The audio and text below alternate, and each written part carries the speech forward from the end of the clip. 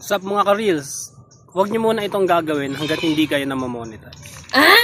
Dahil pag ginawa nyo ang bagay na ito, ay magkakaroon kayo ng violation. What? Ito yung paggamit ng mga music na galing dun sa library or kahit hindi galing sa library.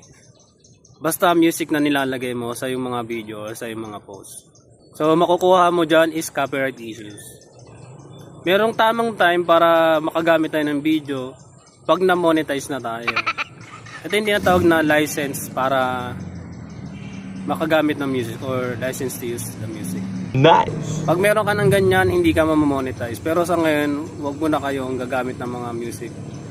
Especially dun sa galing sa music library. Lalo pag naka-on yung professional mode nyo. Kasi masailan dyan si Meta. Makikita niya talaga na ginagamit nyo yung music. Then bibigyan kayo ng copyright issue. So kailangan nyo alisin or barahin yung video para matanggal yung violation nyo.